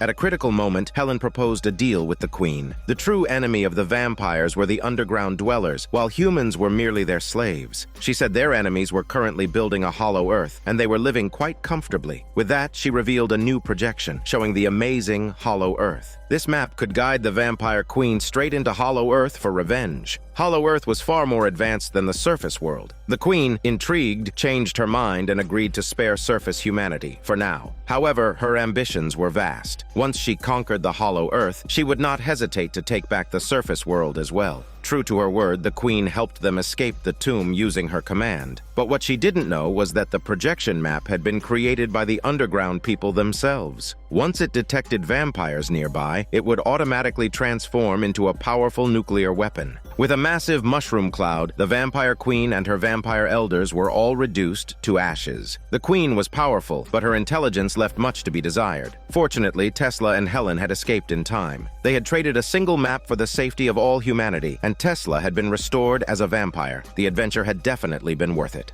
The scene shifts to the sanctuary receiving new intel. Multiple disappearances had occurred recently in the Carentan region of France. These cases involved farmers, livestock, hikers, several tourists, and a scientist from India called Dr. Ray. The only clue was a video log sent by Dr. Ray before his disappearance. In the video, Dr. Ray was investigating the disappearances in Carentan. The signal was disrupted as if something had interfered, and then the connection was lost. Dr. Ray vanished without a trace and his smell. Neither the French government nor Interpol were willing to discuss the mysterious event, but they had tracked the location of Dr. Ray's last known whereabouts through his video log. Without wasting time, Helen and Will finally arrived in the mysterious area. It was Will's first time returning to this land in 65 years, but as soon as they reached the entrance, two armed personnel stopped them. They claimed there had been a chemical leak ahead and advised travelers to turn back. After such a long journey, there was no way they were going back. In no time, they knocked out the armed personnel and sped through the checkpoint. Seeing the fierce opposition, the mercenary commander stationed there greeted Helen. He had already heard about the missile-laden trucks around the sanctuary's gates. The chemical leak was just a distraction. However, when it came to the recent disappearances, the commander was reluctant to say much. It was clear that these people were preparing for something big. But how did Dr. Ray's disappearance tie into all of this? The group had no choice but to turn back, but Helen remembered a farmhouse not far away. Having lived for over a century, she recalled that beneath the farmhouse was a secret passage that led to the core area guarded by the mercenaries. As a veteran of the Normandy landings, she knew this area well. Helen left Kate to handle things while she and Will took the underground route to Dr. Ray's last known location. In a dense forest, the surroundings were eerily quiet, so quiet that there was no wind, no birdsong. Helen and Will walked forward, but as they continued, they suddenly passed out. When they woke up, they were still in the same forest, but the atmosphere had changed. There was now wind, birds chirping, and the environment felt normal again. As they regained their bearings, a man and a woman approached them, speaking fluent English. They exchanged warm greeting with them, but not kisses, mentioning that the last visitors had been over 70 years ago. Confused, Helen and Will followed the couple to their town. The town wasn't very big, but it was full of life. The couple introduced them to the last visitors, Dr. Ray, who had gone missing just 6 days ago. Shockingly, in just 6 days, Dr. Ray seemed to have aged decades. It turned out that they had accidentally entered an invisible time-space barrier.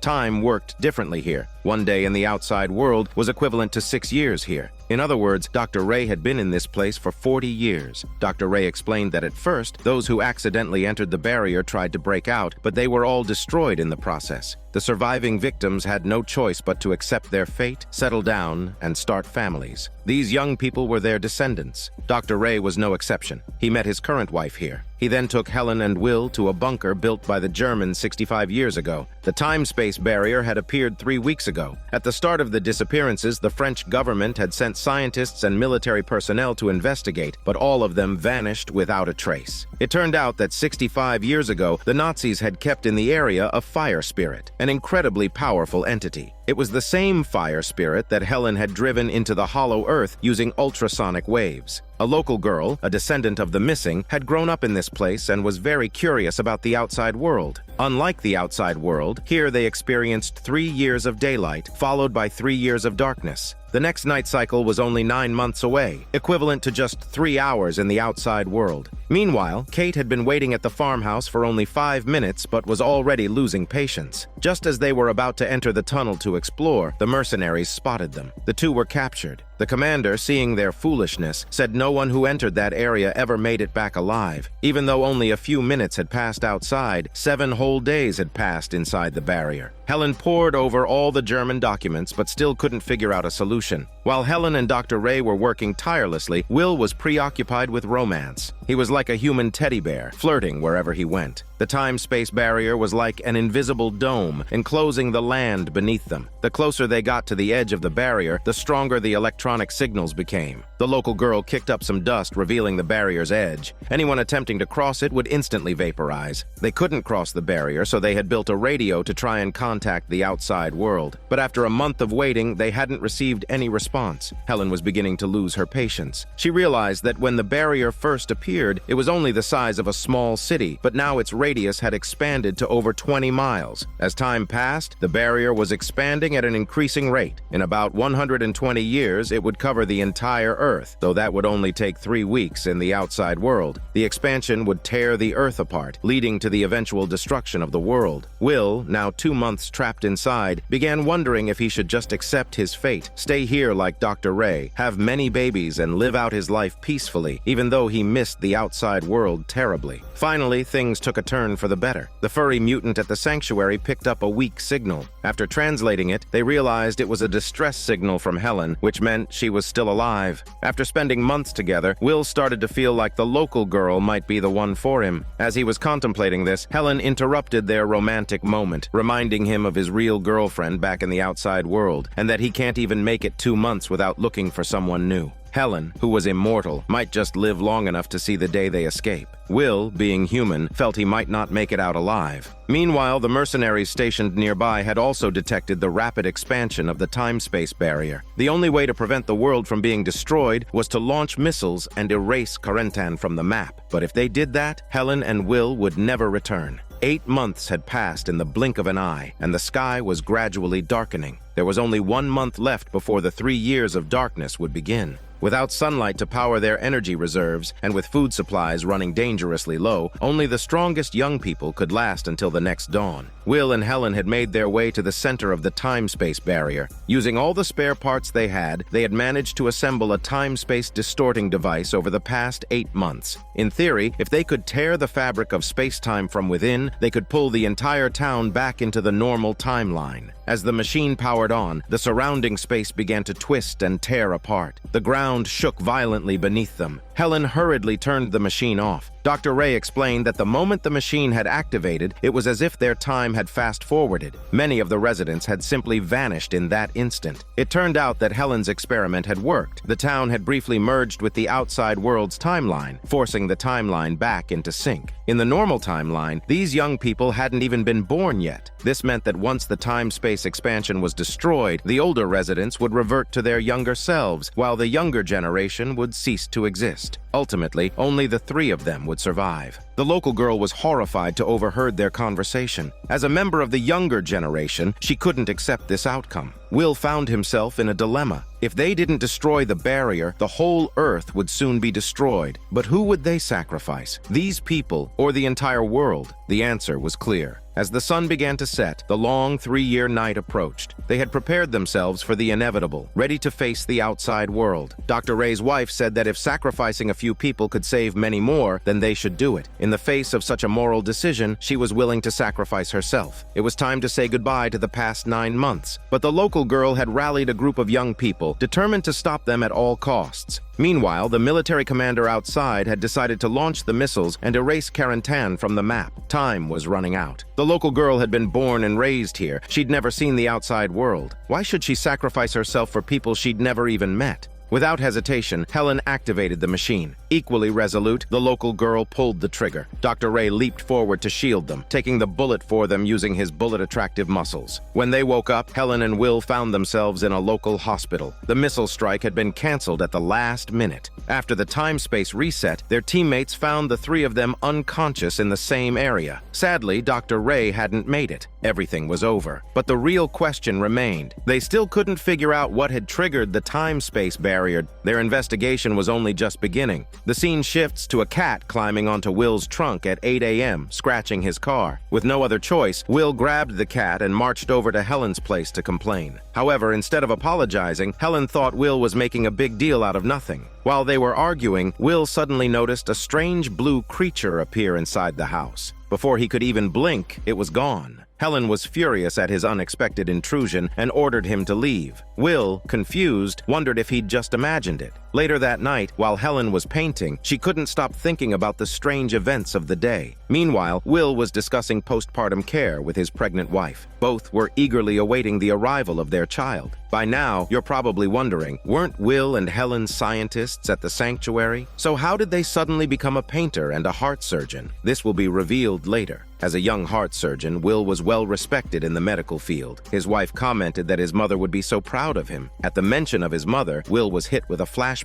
If he remembered correctly, his mother had been killed by a monster when he was just 7. But now, his mother was alive and well. That night, after Helen had fallen asleep, she had a strange, wet dream. In the dream, she was lying in a deprivation tank surrounded by scientists in lab coats. Her eyelids felt heavy, and as she closed her eyes, she suddenly snapped awake. It wasn't just Helen. At the same time, Will was having the same nightmare. Blue infinity symbols flashed before his eyes. He woke up in the tank, surrounded by scientists. He bolted upright, terrified. If it was only a dream, it felt far too real. He got out of bed and looked out the window, where he locked eyes with Helen, who also seemed unable to sleep. They could sense each other's confusion. That night, Will had a restless sleep. He told his wife about the dream, but she thought it was just the result of stress. Since then, both Will and Helen began to experience strange visions, creepy, unsettling images filled with eerie blue symbols. Helen became distracted and almost unconsciously started painting those symbols on a canvas. In an attempt to improve their relationship with their neighbors, Will's pregnant wife brought over some homemade pastries. But Helen was resistant to the visit, and they awkwardly exchanged a few words before Will left for work. When he returned home that evening, he saw Helen standing in front of her house. In that moment, it almost felt as if he saw her in leather, dressed in a more professional, battle-ready outfit. Will, in turn, appeared before her as a soldier, fully armed and wearing a bulletproof vest. It seemed this was their true form. The bizarre images continued to flash before them, and the blue symbols from their dreams kept haunting them. Every time they fell asleep, they were transported back to that lab, lying in deprivation tanks with their minds foggy and unclear. They struggled to stay awake and observe their surroundings, but all they could feel was an overwhelming weakness. When the scientists realized they were waking up, they injected them with a sedative, sending them back into unconsciousness. Suddenly, the doorbell rang. When Will answered, he found none other than Helen's ex-husband, John, standing at the door. Due to work, John had moved to another city the year before, but just a year later, it seemed he'd had a change of heart. He had quit his promising job and was now determined to reconcile with Helen. For a brief moment, Helen was tempted. She had been living alone without a man for so long, and maybe having him back wouldn't be so bad. But something felt off. The world around her, including her ex-husband, didn't seem real. She needed some time to think about whether she was willing to take her ex-husband back. As time passed, Helen and Will grew more and more awake. Maybe it was because so much had happened around them, but Will, exhausted, fell asleep again in the middle of the day. He found himself back in the dreamlike lab, and this time, the surroundings became clearer. Alarms blared as several researchers tried desperately to push him back into place. Just as he started to regain some clarity, a sedative was injected into him, pulling him back into a drowsy state. He could no longer tell where reality ended and the dream began. His wife comforted him using her words only but not muscles, assuring him that the stress from work had caused these hallucinations and that the dream lab was simply a reflection of an operating room. Will couldn't remember a single patient's name, nor could he understand the technical terms in his medical textbooks. He couldn't even recall when he married his wife, only that ever since he woke up that day, he felt a strange familiarity with Helen. Compared to the life he was living now, he felt like the lab in his dreams was more real. He was certain that Helen must feel the same way. Will mustered up the courage to enter Helen's backyard. The blue symbols in the painting further confirmed his suspicions. The two of them kept waking up in the lab, only to be sent back into this seemingly peaceful yet perplexing world under the effects of sedatives. Over and over again, the injection sites of the sedatives still throbbed with pain. Helen was practically covered in needle marks. Seeing Will doubt the authenticity of this world, his wife became furious. She threw a tantrum, crying and even threatening to leave. She grew more and more agitated, risking harm to the baby. Despite being a doctor, Will found himself helpless in the face of his wife's symptoms. Seeing his distress, Helen rushed forward to help. She diagnosed it as late-onset preeclampsia caused by elevated blood pressure. Thanks to timely intervention, Will's wife was out of danger. Only then did they wonder how Helen, a painter, could possess such in-depth medical knowledge. They had money, yet they were far from happy. Will felt like he wasn't a cardiologist, but rather a psychologist. Helen, too, felt like she wasn't a painter, but a medical expert. They weren't just neighbors who had randomly crossed paths. They felt more like colleagues who had fought side by side for years. They shared the same dreams, waking up in the same lab, haunted by eerie blue symbols. Though they could only recall fragmented memories, they were convinced that they were being used as test subjects, repeatedly forced into this fabricated world. But who was behind this, and why were they being treated this way? To verify their suspicions, Helen and Will took sleeping pills and simultaneously woke up in the lab, alarms blaring around them. To avoid arousing suspicion, they had no choice but to momentarily abandon resistance. Each time they awakened, Will's wife and Helen's ex-husband would suddenly appear, urging them to stay and live peacefully in this world. But how could they escape from a reality that wasn't theirs? Death seemed to be the only way out. Without hesitation, they got into a car, desperate to return to their true world. However, just as the car started, Will's wife and Helen's ex-husband appeared out of nowhere, pounding on the windows, playing the emotional card. But perhaps they had heard such pleas too many times before, empty words that had long lost their effect. Helen slammed on the gas, leaving their supposed loved ones behind as they sped toward the cliff. Like a pair of adulterous lovers abandoning their families, they made their final escape. This time, both of them were fully awake. Two researchers quickly approached. The man in black, an old friend of Helen's. This was his private laboratory. He told them that they had been asleep for 3 full days. Henry and Kate explained that they had kept them in the deprivation tanks to save their lives. Henry showed them a massive worm, revealing that the blue symbols they had been seeing in their dreams were actually the patterns on the worm's skin. He explained that the creature was called the dream worm, an extremely rare species. It would use a neurotoxin to put its prey to sleep, then slowly devour it in the dream world. A few months ago, Helen and Will were attacked by dream parasites in quarantine and have been in a deep sleep ever since. With no other choice, Henry sent them to the private lab, where they were continuously treated in a water tank to neutralize the toxins. The repeated injections of sedatives were necessary. Waking them up abruptly could turn them into mindless idiots. They knew all too well that dream parasites were not creatures of the surface world, but originated from hollow earth. Clearly, something had gone wrong in the underground realm. They had already received alerts from all over the world, suggesting that a new global crisis was on the horizon. The scene shifts back to the story of Dr. Adam, a man with a dual personality, both good and evil. Over 100 years ago, Adam's daughter fell ill with acute leukemia, and only vampire blood serum could save her. He sought help from the genius group that included Helen, Sherlock Holmes, Tesla, and John. After being rejected, his daughter soon passed away, and Adam darkened. After a series of events, Helen personally killed the corrupted Adam. However, his body was carried away by the water flow to the hollow earth, where the inhabitants saved him. But instead of being grateful, Adam turned on them, launching a coup and causing chaos in hollow earth. The sanctuary received word that a crack had appeared in the Nepal region, and a large group of mutants, once living in hollow earth, had emerged into the surface world. This posed a massive threat to the defenseless humans.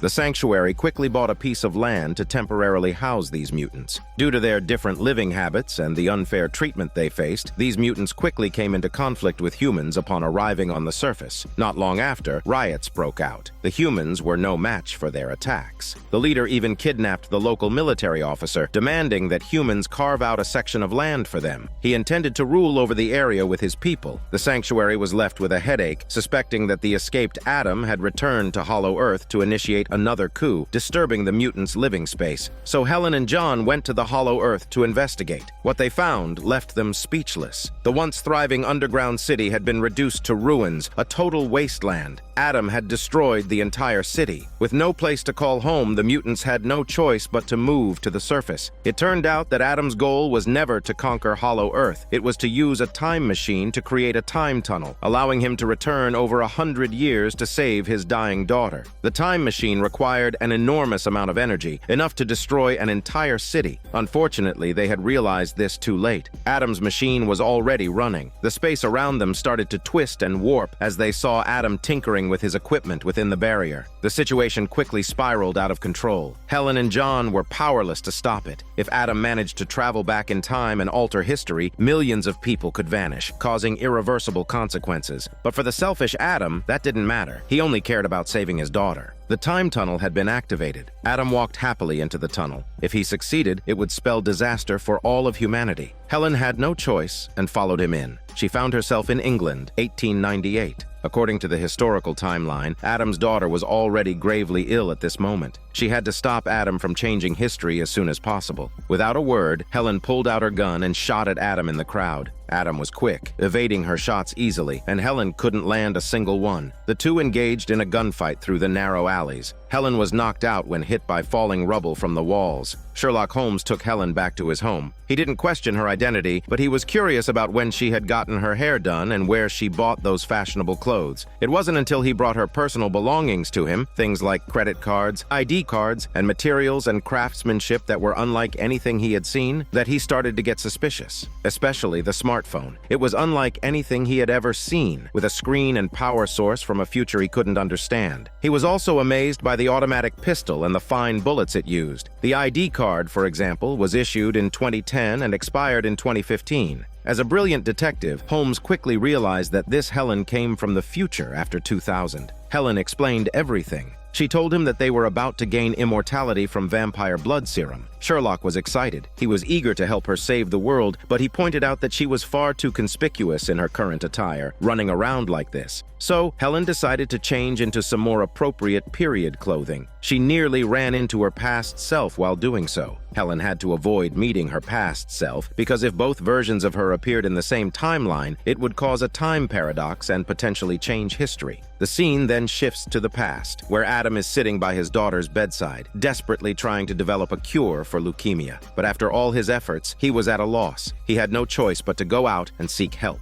Just as Adam left, the future version of Adam quietly entered the room, bringing with him the vampire blood serum. Looking at his still-breathing daughter, Adam felt that the past 100 years of suffering and humiliation had been worth it. However, after all his struggles, the test tube containing the serum had a large hole in it. But this wasn't a big problem for someone like him. Repairing the serum would be no challenge. Meanwhile, Helen had loaded her gun, ready to confront Adam once and for all, but to her surprise, it was Adam who came to her. The past version of Adam, with a humble tone, begged Helen to save his daughter. They arrived at the hospital only to find that his daughter was gone. Clearly, the future Adam had abducted her, so he was now just a step away from success. With his daughter missing, past Adam fell into despair, but to his surprise, Helen angrily confronted him. If it weren't for his evil nature, none of this would have happened. He had brought this upon himself, but Helen forgot that it was her own arrogance that had forced Adam into this desperate situation years ago. History repeated itself. Adam hated Helen for not helping him save or find his daughter and then blaming him for everything. This became the first step in Adam's eventual corruption. Helen received word that future Adam was in a gentleman's club, trying to raise funds from the wealthy elite. Helen tried reasoning with him, but he wouldn't listen. Every step Helen took was carefully calculated, fearful of altering history. She even considered poisoning Adam's daughter to prevent the inevitable. After raising the money, Adam had set up his lab again, repairing the vampire serum, and his daughter's health was gradually restored through the serum. But his ambitions didn't stop there. Next, he planned to travel the world with his daughter, enjoying wealth and fame, and use his modern scientific knowledge to conquer the world and crush everyone beneath his feet.